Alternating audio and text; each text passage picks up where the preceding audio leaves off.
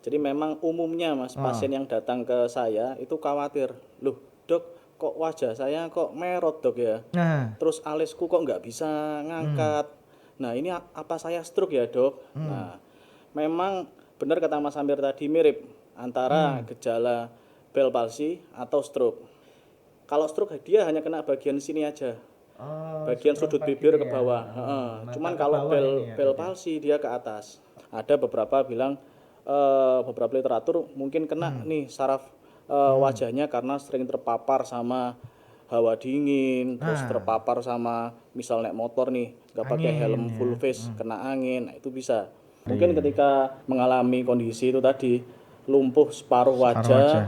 nah itu langsung dibawa ke dokter aja karena ada pengobatan khusus yang ditujukan untuk meredakan peradangan dari saraf nomor 7 itu.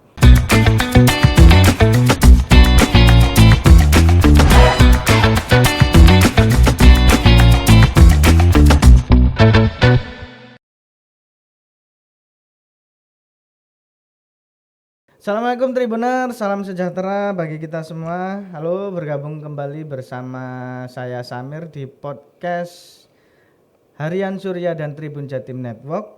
Nah, saat ini senang sekali Samir bersama Dr. Afan Nazar Basmalah, spesialis neurologi dari Rumah Sakit Siti Hajar Sidoarjo. Bagaimana kabarnya, Dok? Alhamdulillah sehat Mas Amir. Alhamdulillah sehat Alhamdulillah ya dok sehat. ya. Nah senang sekali rasanya nih Tribuners di sini podcast ini kita akan membahas tentang Bell's palsy ya dok ya. Ya, Bell's palsy. Nah ini bahasanya ini agak keren ini dok. Bell's palsy. Nah ini kalau boleh tahu dok kita langsung saja ya dok ya oke di oke oke. materi ya karena ini pembahasannya cukup menarik teman-teman. Dimana bahwasannya penyakit yang biasanya namanya bagus ini biasanya dalam tanda kutip agak menakutkan gitu ya. Menakutkan ya. Nah dok pertama nih nama penyakitnya bagus nih dok. Sebenarnya Ya, apa sih yang dimaksud dengan Bell's palsy? oke. Bell's palsy sendiri kalau misal kita dengar kan mesti kayaknya serem tuh, bener katanya Mas Amir tadi.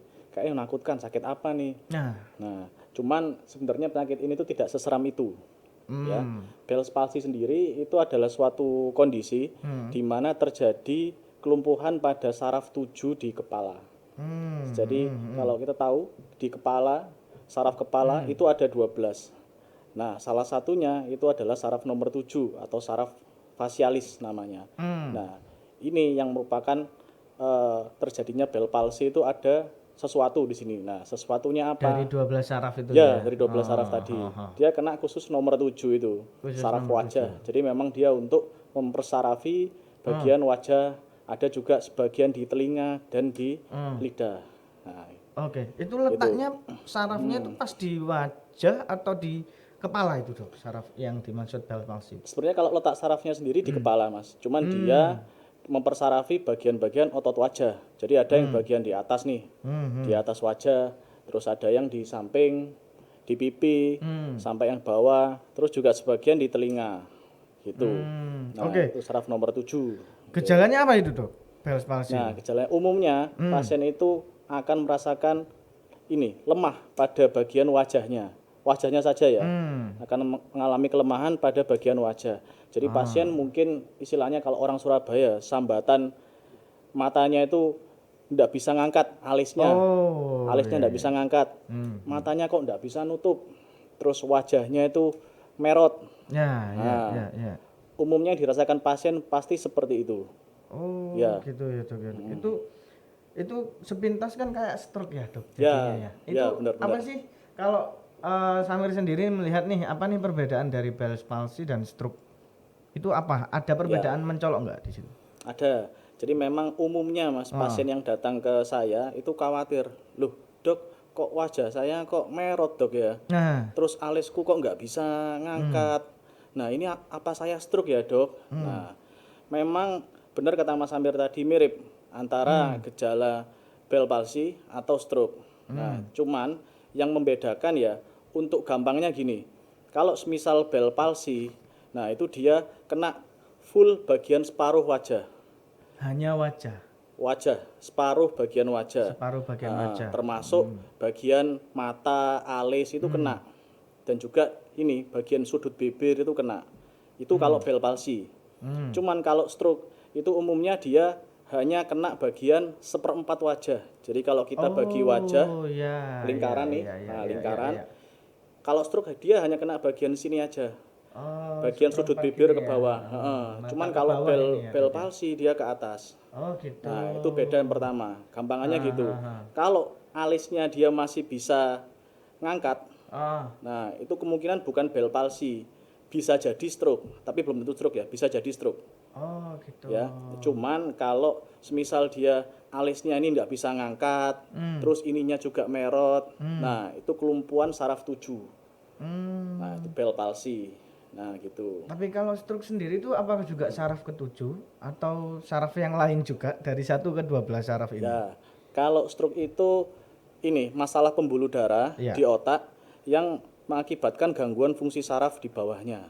Nah, itu clue yang pertama tadi dilihat wajahnya tuh. Ya, Kalau dia bisa kelompok ya. ngangkat, kalau masih bisa ngangkat, nah itu berarti bukan Bell palsy, stroke. Nah, cuman kalau stroke umumnya ya Mas, umumnya itu dia kena juga anggota badannya, Ya. separuh.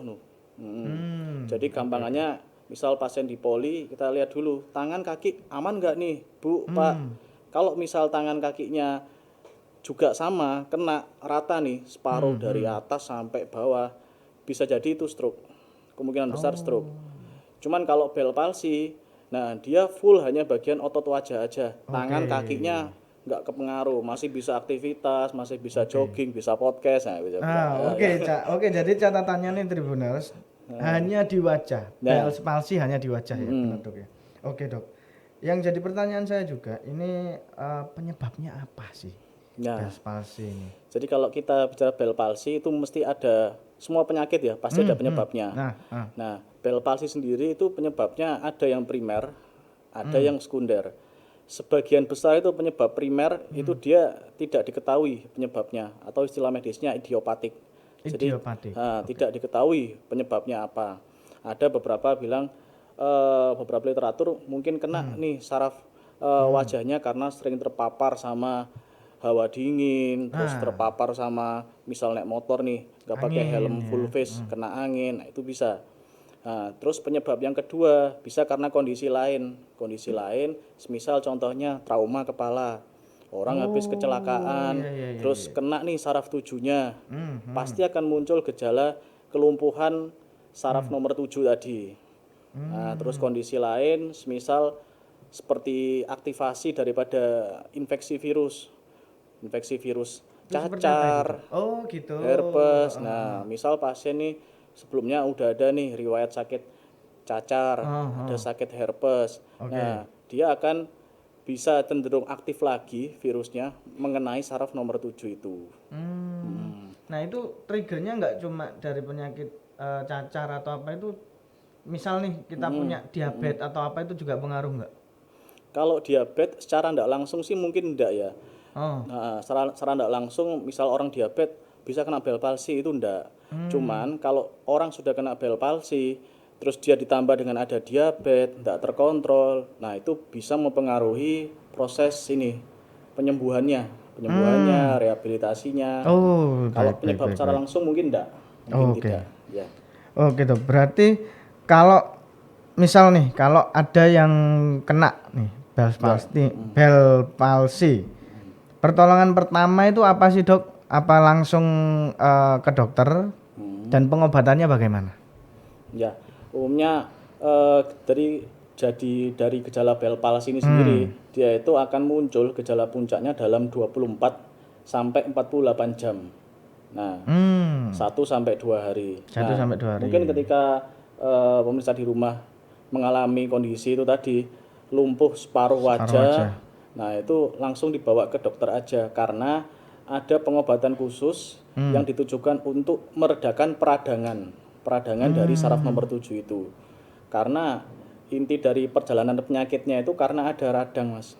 Ada radang di saraf nomor 7, baiknya langsung dibawa ke dokter.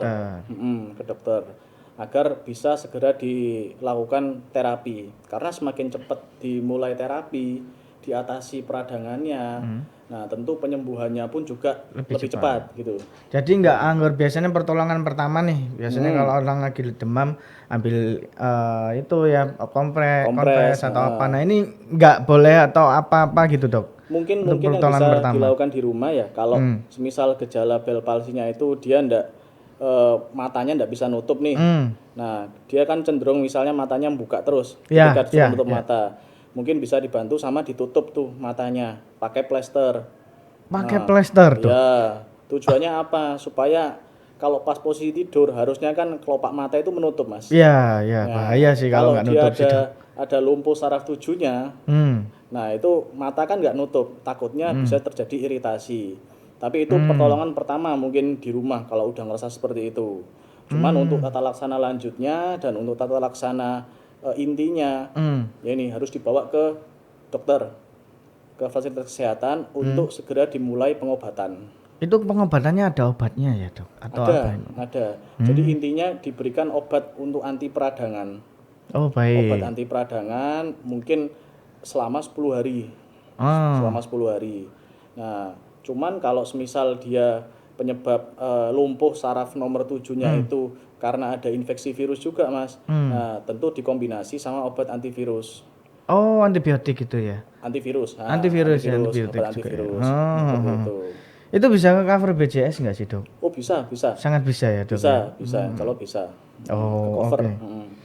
Nah, Dok, ini menarik tadi ya, catatan bahwasannya saya juga sempat tadi baca-baca ke dalam literatur gitu ya. Katanya nih AC atau kipas angin itu bisa memperparah atau jadi penyebab juga Bell's palsy. Itu mitos itu benar atau enggak sih, Dok?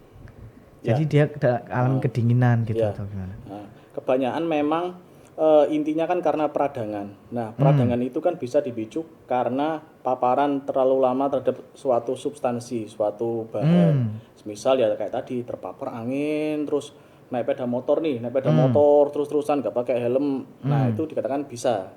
Beberapa literatur memang mengatakan bisa diperberat karena itu dan merupakan pencetus. Cuman kalau yang untuk intinya dari berbagai literatur dan jurnal itu penyebabnya idiopatik tadi masih belum diketahui.